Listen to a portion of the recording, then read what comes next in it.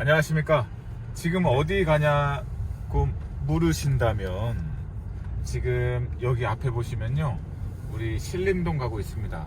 신림동이 어디냐면 서울에서 가장 유명한 곳으로, 서울에서 가장 유명한 곳이죠. 어떤 걸로? 우리 1인 가구라고 하면은 서울에서 가장 최고의 입지가 어디예요? 강서구요? 아닙니다. 인천이요? 아니에요. 서울 노원구요?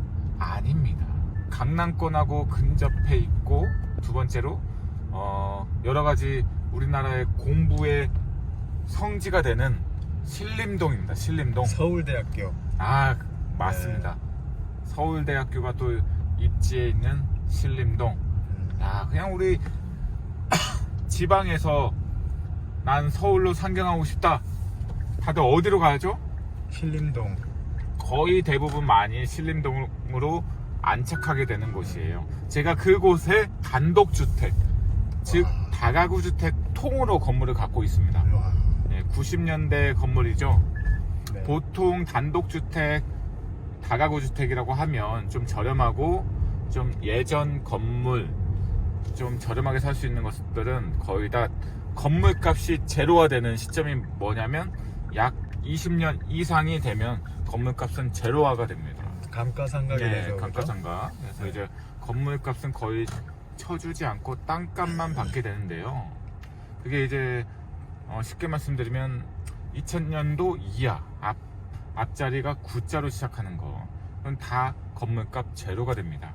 물론 리모델링 하면 건물값 좀 받을 수는 있지만 보통 90년대 그리고 80년대 건물은 다 건물값이 제로다.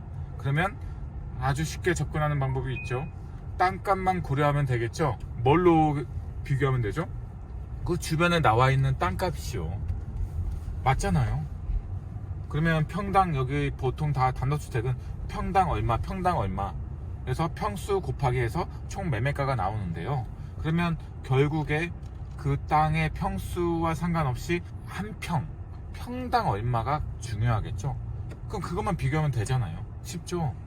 그럼 여기가 보통 주변이 다 평당 3천만 원이다. 근데 내 건물만, 내가 사고 싶은 그 건물이 위치한 그 땅덩어리가 2,500이다. 사겠어요? 안 사겠어요? 500만 원 차이 나잖아요. 그럼 그게 50평이라고, 보통 단독주택이 50평 전후가 되거든요. 50평. 그럼 땅값이 50평 곱하기 500만 원이면 얼마가 싼 거예요? 네? 2억 5천. 네, 맞습니다. 2억 5천이나 싼 거잖아요. 네. 사요, 안 사요? 사야죠. 네, 맞습니다. 뒤에 분 맞죠? 예, 뒤에 지금 뒤에도 계시는데요. 촬영하는데. 네. 네. 부천에 아파트 매입하신 부마클 2기 수강생님. 예, 맞습니다. 네. 그래서 계시는데 조용히 있네요. 그래서 한번 여쭤봤죠. 지금 이렇게 앞에 한번 봐주시겠어요? 지금 한번 가고 있어요. 거의 다 왔습니다. 여기가 보시는 바와 같이 신림동 골목길에 들어와서 지금 주행을 하고 있어요. 좀 어때요? 느낌이 좀 감성적으로 좀 변하지 않나요? 한 90년대 느낌 맞나요? 여러분들? 맞아요? 여기서 살고 싶나요? 저 같으면 좀 살고 싶을 것 같아요. 아마 그냥 추억 속으로 들어가고 싶은 느낌? 너무 감성적이잖아요. 제가 여기에 집주인이라는 거죠. 집주인 너무 좋아해요. 세입자분들을 왜 좋아하냐면 집주인이 호구예요. 제가 이렇게 좀 냉정하게 이게 좀 차가울 것 같은 이미지라고 하시는데요. 제가 사실 알고 보면 세입자한테 뭐라도 하나 더 해줄 게 없을까, 오히려 가만히 있으면 되는데요. 오지랖이 넓어가지고 그냥 이 착한 호구의 마음이 커서 잘 지내고 있냐, 뭐 필요한 거 있냐, 어디 고쳐줄 데 없냐, 뭐 불편한 거 없냐, 네. 자꾸 연락하고, 또 연락이 또 없으면 또 잘 지내고 있냐, 오히려 또 현장 가서 똑똑똑똑 방문합니다. 네. 세입자 잘 계시는지. 그건 인정합니다. 또 전화도 하고요. 네. 그 다음에 그냥 가면 또 싫어하니까 케이크 사가고요, 빵 사가고요, 또 막 그 휴지 떨어졌을까봐 휴지 사가고요. 또 혼자 사시는 분들, 또 젊은 분들, 또 어르신 분들, 또 반찬 제가 또 준비해서 가져 드리고요. 이렇게 살고 있습니다, 여러분들. 그리고 좀 힘들다고 하면 그 얘기 다 들어주고요. 그러다 보니까 우리 세입자분들이 한번 이사 들어오면 나가질 않아요. 이런 호구 같은 집주인이 없다면서. 항상도 깨끗하게 인테리어 해주시잖아요. 아, 맞습니다. 네. 뭐 어디 고장 났다 불편하다 하면 바로 당장에 저녁이라도 막 밤 자다가도 새벽에 막 출동하거든요. 이러한 서비스 정신, 그래야 오래 살고 나도 관리하기 편하고 오래 가져갈 수 있다. 여러분들 꼭 명심하세요. 세입자하고 절대 싸우지 마세요. 그게 꿀팁입니다, 여러분들. 그러면 나중에 싸우지 않으면 세입자 뭐 집 구할 때도요, 집도 잘 보여주고요, 너무나 관리하기 더 쉽습니다. 아시겠죠? 꿀팁 잊지 마세요. 감사합니다. 그러면 꿀팁 잊지 마시고요, 한번 저희 집 한번 촬영 한번 보시겠습니다. 뿅뿅. 네, 안녕하세요. 이쪽으로 와보세요. 저희 집이에요. 그래서 지금 이렇게 여기에 보이시나요? 여기 하수구가 막히면 안 되거든요. 그래서 이렇게 항상 올 때마다 제가 이렇게 집어서 다 치워줍니다. 누가 이렇게 이걸 치우지 않아요. 집주인만 치울 수 있는 부분이거든요. 그래서 이 안쪽에 또 하수구가 있는지 또 무슨 문제가 있는지, 여기에 예전에 문제가 있어서 지하에 여기에 제가 방수 처리 다 한 거예요. 그래서 여기에 이렇게 비가 올 때마다 여기에 들어가더라고요. 그래서 제가 이렇게 방수 처리를 직접 했거든요. 이쪽 위에부터 여기 아래까지 보이시죠? 흔적이 이렇게 가생이 쪽으로 이렇게. 그래서 그 다음부터는 물이 안 셉니다. 100% 방수. 여러분들 누수나 못 잡고 있는 누수 있으면 진짜 제가 한번 해결해드리고 싶네요. 저는 한 수백 건 누수를 다 잡은 경험을 갖고 있습니다. 100% 누수를 잡았어요. 그래서 지금 이제 누수가 생기는 게 없거든요. 그런데도 계속 생기면 또 여러 군데 너무 많이 갖고 있다 보니까 여기저기 또 생기거든요. 또 계속 잡아주면 돼요. 그래서 누수 너무 걱정하지 마시고요. 그 다음에 여기는 왜 이렇게 오랜만에 왔어요, 여기 사실. 근데 여기 누가 이렇게 자전거를 이렇게 저쪽 뒤쪽에 있는 걸 앞으로 당겨서 이렇게 들어가지 못하게 해놨네요. 왜 들어간지 모르겠는데 한번 그래도 전 집주인이니까 한번 들어가 볼게요.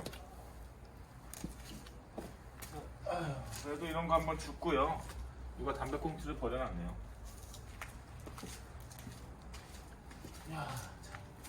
여기도 보셨죠? 이게 치우지 않으면 비 올 때 여기가 막혀가지고 물이 안 내려가서 역류하게 됩니다. 그래서 여기 항상 이렇게 깨끗하게 치워줘야 돼요.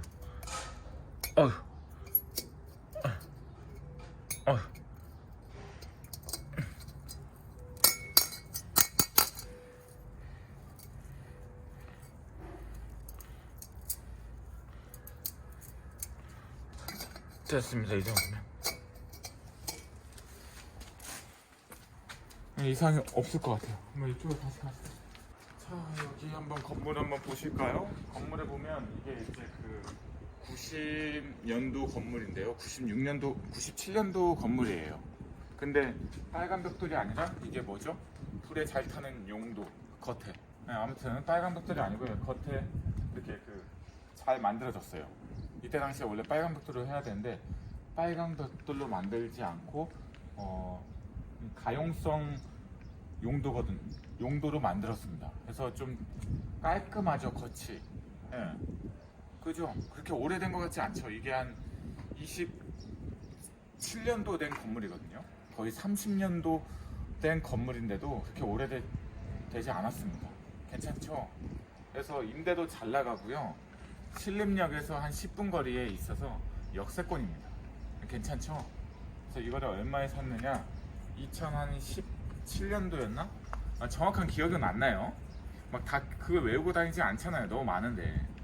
한 2017년도 전후로 해가지고 제가 이 건물을 8억 5천에 샀습니다. 매매가. 전세가는 한 이거 7가구가 들어가 있거든요. 지하부터 옥상까지. 지하 1층, 2층, 3층, 옥상 이렇게 해가지고 전체 전세가를 합쳤더니 한 6억 5천 정도 해가지고 한 2억 정도 갭이 들어갔었습니다. 근데 지금은요, 전세가가 8억 5천 정도 되어 있어요. 그 말은 즉슨 저는 보통 단독주택이나 아파트 부동산을 사게 되면 매매가, 내가 샀던 매매가, 즉 내가 들어간 돈 자본금을 다 회수합니다. 첫 번째, 회수할 때까지 전세가를 올려받습니다. 그 다음부터는 전세가를 그렇게 올려받지 않고요, 월세 위주로 많이 올려받습니다.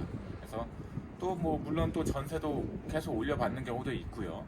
근데 이제 일단 첫 번째 목표, 내 들어간 돈은 다 회수하게 되면 전세 월세 자유롭게 올려받아요. 그 세입자 형편에 맞춰서.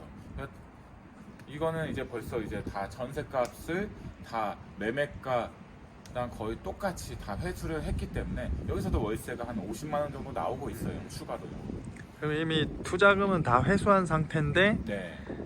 월세도 나오고. 예. 그리고 매매가는 8억 5천에 샀지만 지금 딱 거의 2배 정도 되어 있습니다. 한 16억 정도. 와. 네. 이 매매가는 현재 16억 정도 하고요. 그럼 얼마죠? 뭐 8억 5천, 거의 한 2배죠? 그렇죠. 그게 한 6, 7년 만에 이 정도 되어 있습니다. 그러니까 이 부동산은요, 중간에 하락하든 올라가든 그걸 잘 버티고 관리할 수 있다면요, 중장기적으로 어쩔 수 없이 돈을 벌어다 준다. 예, 자식 같죠, 마음이. 그래서 제가 부동산을 대하는 그 마음은 내 자식을 대하는 마음 같아요. 여러분들도 한번 그런 마음을 가지면서 부동산 투자를 한번 해나갔으면 좋을 것 같아요. 부동산은 나한테 맞는 거를 하나씩 사는 거죠. 여기 그래서 이제 세입자가 살고 있기 때문에 내부를 보여드릴 수가 없어요. 예. 그러면 라온님한테 만약에 문의하면 이렇게 괜찮은 단독주택 물건도 예, 맞습니다. 도와주시나요? 제가 단독주택, 제가 이제 거의 주로 아파트 위주로 여러분들한테 이제 그렇게 가격 분석하고 선물을 해드렸는데요. 단독주택 원하시면 단독주택도 그렇게 맞춰드릴 수가 있습니다. 제가 정말 원래 아파트뿐만 아니라 단독주택도 선수고요. 또 선수가 꼬마 빌딩. 여러분들 꼬마 빌딩 좋아하시죠? 제가 우리나라 탑 오브 탑입니다. 꼬마 빌딩도요. 여러분들 제가 이걸 다 컨텐츠화 못하는 게 아쉽습니다. 제가 부동산적으로 뭐 못하는 게 없어요. 근데 이게 하나씩 다 담을 수 없다 보니까 제가 또 말주변이 없어서 이거 다 담을 수가 없습니다. 여러분들 그래서 하나씩 일단 아파트 위주로 많이 좋아하니까 아파트를 많이 했는데요. 이제 앞으로 하나씩 그냥 조금씩 네. 가끔가다 한 번씩 이렇게 보여드리면서 이제 분석도 한번 해드릴게요. 그래서 궁금하다, 단독주택을 나 한번 사보고 싶다, 그럼 댓글 남겨주시고 메일 보내주시면, 연락처 남겨주시면 제가 상담해드리겠습니다. 일단 이렇게 보통 단독주택은 최소 4가구부터 보통 7가구까지 이 정도 되어 있어요. 물론 2000년도 이후에 지어진 다가구 주택은요, 보통 한 좀 많게는 10개 이상도 있는데 90년대까지는 적으면 4세대, 많으면 7세대, 이게 딱 좋아요, 사기가. 가끔 가다가 2세대, 3세대, 2, 3세대가 있는 것은 전세가가 만약 비중이 낮다 보니까 내가 자본금이 많이 들어가서 사기가 굉장히 부담스럽습니다. 그래서 한 최소 4군데에서 최대 7개 세대수가 있는 단독주택을 사시면 좋습니다. 꿀팁이죠. 네. 그리고 역세권의 10분 전후, 이게 가장 또 핵심 포인트입니다. 너무 15분 이렇게 너무 멀면요, 좀 수요가 떨어집니다. 그래서 한 10분까지가 가장 좋아요.